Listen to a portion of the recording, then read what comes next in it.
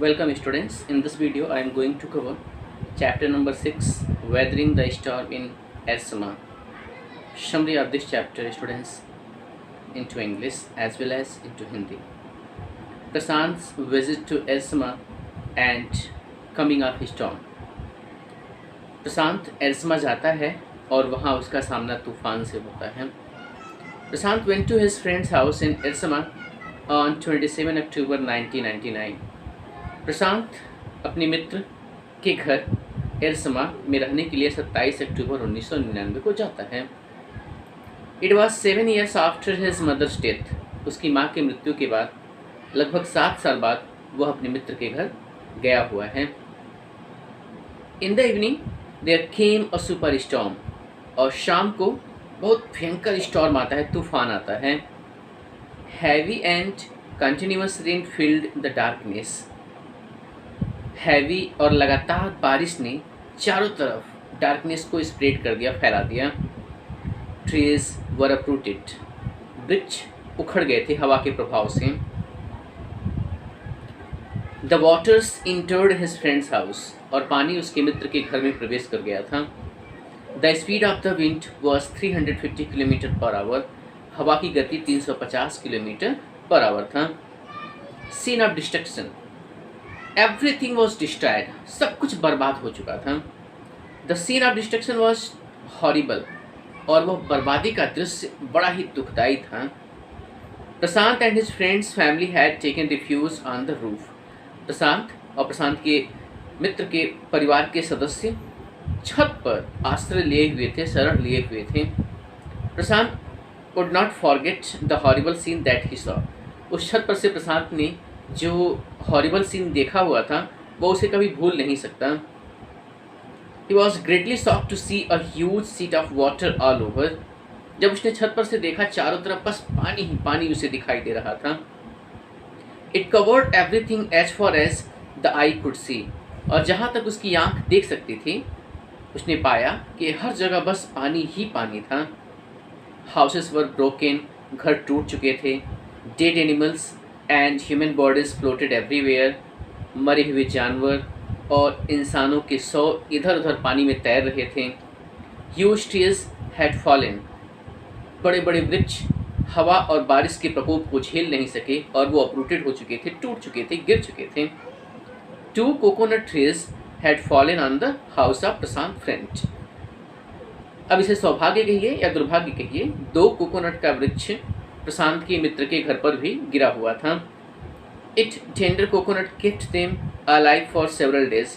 और उसके जो कोमल कोकोनट होते हैं उसके अंदर की क्षमता थी, अर्थात उस गिरे हुए कोकोनट के ट्री ने इनको सुविधा मुहैया कराया कि वो उसे खाकर कई दिन तक जीवित रह सकें. और ऐसा हुआ भी. प्रशांत रेडीज टू गो होम. प्रशांत अब कैसे घर जाने के लिए अपनी इच्छा जाहिर करता है. For a couple of days Prashant sat हर्डल on the rooftop with his friends family. कई दिन प्रशांत अपने मित्र के परिवार के साथ छत पर बैठा हुआ था. They were nearly frozen in cold wind. उस कोल्ड विंड में लगभग वो बर्फ सा जम चुके थे. Prashant thought of his family. Prashant को अपने परिवार के विषय में ख्याल आता है. He decided to go through his friends family asked him to stay back. Prashant निर्णय करता है कि मुझे जाना चाहिए. यद्यपि प्रशांत के मित्र के परिवार के सदस्य उसे मना करते हैं, वो उसे रोकते हैं. Prashant was worried about his family. Prashant को चिंता लगी रहती है अपने परिवार के विषय में. So he got a strong stick. इसीलिए वो एक मजबूत छड़ी लेता है. He then started on his 18 kilometre journey to his village. फिर वो अपने मित्र के घर से 18 किलोमीटर की जो यात्रा होती है उस पर निकल पड़ता है. उसके मित्र के घर और उसके घर के बीच की जो दूरी है वो 18 किलोमीटर है. The flood waters were swollen. Prashant waded through water. Prashant को पानी के बीचों बीच में से ही होकर जाना था. On the way he found 2 friends of his uncle. रास्ते में उसे अपने अंकल के 2 मित्र मिलते हैं. They were also returning home. वो भी घर वापस लौट रहे थे. They had to push away many floating dead bodies of human being and animals to move ahead. उन लोगों को रास्ते में जाते हुए पशुओं और इंसानों के शवों को किनारे करना पड़ रहा था। There were hardly any house left in the village that they passed. शायद ही कोई घर ऐसा रहा होगा जो सही सलामत रहा होगा। प्रशांत wept, thinking that no one in his family would have survived। प्रशांत को दुख होता है, वो रोने लगता है और सोचता है कि शायद ही उसके परिवार में कोई जीवित बचा होगा। फाइनली प्रशांत reached his village कालीकुड़ा, और फाइनली प्रशांत अपने गांव पहुंचता है। The roof was the only thing that was left of his house. और उसके घर में जो वस्तु शेष मात्र बची हुई थी वह था उसके घर का छत।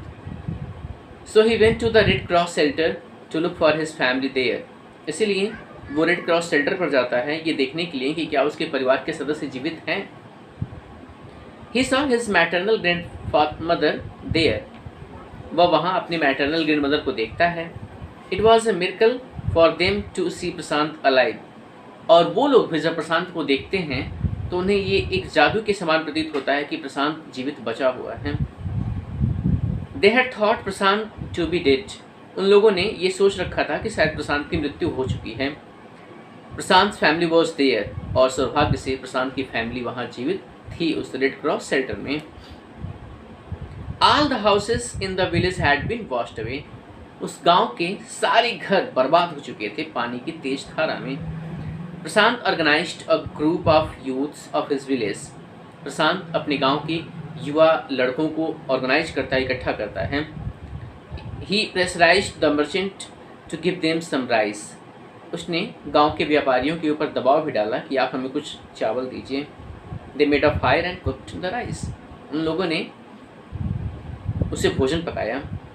However the rice was rotting. हालांकि बाढ़ के चलते चावल काफ़ी हद तक खराब हो चुका था। His next step was to clean the place of filth, urine and floating dead bodies। उसका अगला लक्ष्य था कि उस जगह पर जो गंदगी फैली हुई थी उसको साफ करना लोगों की मदद से। On the 5th day, a military helicopter dropped food। 5वें दिन मिलिट्री हेलीकॉप्टर ने एयर से उनको फूड प्रोवाइड कराया। But it did not return. लेकिन उसके बाद वो वापस आया नहीं और जो सुविधा जो अनाज उस हेलीकॉप्टर ने दिया हुआ था वो सफिशिएंट नहीं था। The group deputed the children to lie there. सदस्य लोगों ने ये निर्णय किया कि जो बच्चे हैं वो सैंड पर पड़े रहेंगे, लेट जाएंगे। They had the empty utensils on their stomach. वो अपने पेट पर खाली बर्तन रखेंगे। It was to communicate to the passing helicopters that they were hungry. दरअसल स्टूडेंट्स ये इंडिकेशन था उस हेलीकॉप्टर्स को देना जो ऊपर से गुजर रहा था कि हम भूखे हैं। Finally they got food through air dropping.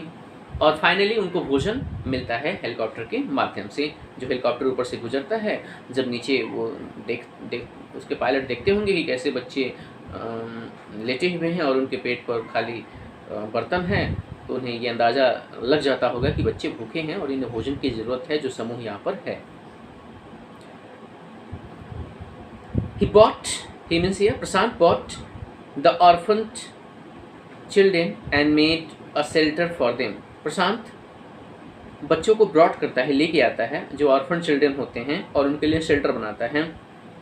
He asked the women to look after them। और जो महिलाएं होती हैं उन महिलाओं से निवेदन करता है कि आप इन अनाथ बच्चों की देखभाल कीजिए। But he soon found that the women and children were sinking deeper and deeper in their grief।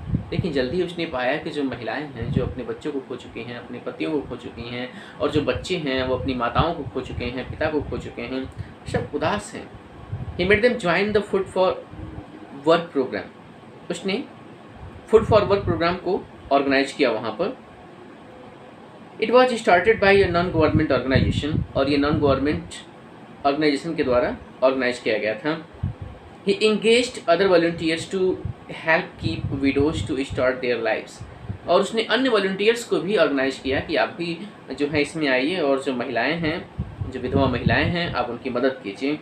He also believed that orphans should be resettled in their own community। और साथ ही साथ वो ये भी विश्वास करता था कि महिलाएं जो अपने बच्चों को खो चुकी हैं और बच्चे जो अपनी माँ को खो चुके हैं, अगर इन दोनों लोगों को रीऑर्गेनाइज कर दिया गया, एक दूसरे से मिला दिया गया ज़रूरत के हिसाब से, तो इससे उनकी समस्या काफ़ी हद तक हल हो जाएगा और उनकी कम्युनिटी में ही हल होगा। अगर किसी प्रकार का कोई हम सेंटर प्रोवाइड करते हैं, एक शेल्टर में बच्चे रहेंगे, एक शेल्टर में महिलाएं रहेंगी, तो वो उतना ज़्यादा बेटर नहीं है। बेटर ये है कि अपनी कम्युनिटी में ही महिलाएं बच्चों को अडॉप्ट करें। 6 months passed soon after the super cyclone। 6 महीने बीत चुके थे स्टूडेंट्स, सुपर साइक्लोन ने जो भयंकर तबाही किया हुआ था। Prashant now thought about himself. अब प्रशांत अपने बारे में सोचा करता था। Earlier he had no time to bother about his own pain. लगभग 6 महीने तक प्रशांत के पास मौका तक नहीं मिला कि वो अपने बारे में सोचे। The widows and orphan children of the village thought of Prashant only in their hours of grief. विधवा महिलाएं, अनाथ बच्चे प्रशांत को अपने दुख के समय में सोचा करते थे, पुकारा करते थे और प्रशांत उनकी मदद करने के लिए हमेशा तैयार रहता था। स्टूडेंट्स, ये इस चैप्टर की समरी है, आप इसको ऑनेस्टली प्रिपेयर कीजिएगा।